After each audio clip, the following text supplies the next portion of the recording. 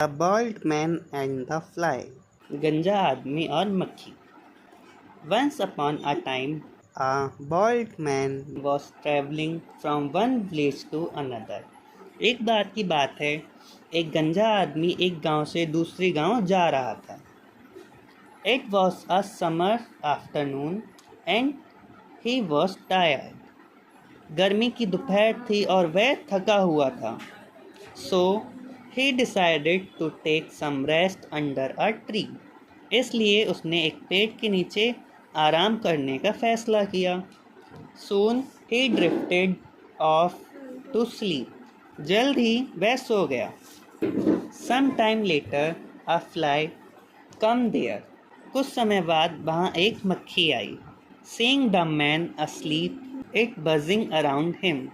आदमी को सोया हुआ देखकर वह उसके चारों ओर भिनभिनाने लगी. It also stung the man, which made him angry. उसने आदमी को डंक भी मारा जिससे उसको गुस्सा आ गया. The man woke up and aimed his palm to hit the fly. आदमी जग गया और उसने मक्खी को मारने के लिए अपनी हथेली से निशाना लगाया. But instead of hitting the fly, the man ended up slapping himself. लेकिन मक्खी को मारने के बजाय आदमी ने खुद को थप्पड़ मार लिया. The fly mockingly said, "Silly man." मक्खी ने मजाक करते हुए कहा, मूर्ख आदमी. You tried to hit me and see what you have done to yourself. तुमने मुझे मारने की कोशिश की और देखो तुमने अपने साथ क्या किया है. The fly continued to sting and buzz all over his head. मक्खी उसके सिर पर डंक मारती रही और भिनभिनाती रही. The man realized his mistake. आदमी को अपनी गलती का एहसास हुआ. He kept calm and took no notice of the fly. वह शांत रहा और मक्खी पर कोई ध्यान नहीं दिया. The fly buzzed around, but when it got no response from the man, it flew away. मक्खी इधर उधर भिनभिनाती रही, लेकिन जब उसे आदमी से कोई प्रतिक्रिया नहीं मिली तो वह वहाँ से उड़ गई. Moral: In difficult times, one should keep calm. मुश्किल समय में व्यक्ति को शांत रहना चाहिए. इसको शॉर्ट में समझते हैं. एक बार की बात है, एक गंजा आदमी एक गांव से दूसरे गांव की यात्रा कर रहा था. दोपहर में गर्मी थी और वह थका हुआ था, इसलिए उसने एक पेड़ के नीचे आराम करने का फैसला किया. जल्द ही वह सो गया. कुछ समय बाद मक्खी आई. उसने आदमी के चारों ओर भिनभिनाया और फिर उसे डंक मार दिया. इससे आदमी जग गया और क्रोधित हो गया.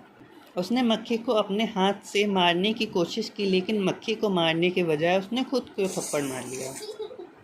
मक्खी हंसी और बोली, मूर्ख आदमी, तुमने मुझे मारने की कोशिश की, लेकिन तुमने केवल खुद को चोट पहुंचाई. मक्खी लगातार भिनभिनाती रही और आदमी के सिर पर डंक मारती रही. आदमी को एहसास हुआ कि खुद को मारने की फ़ायदा नहीं हो रहा है, इसलिए वह शांत रहा और मक्खी को अनदेखा कर दिया.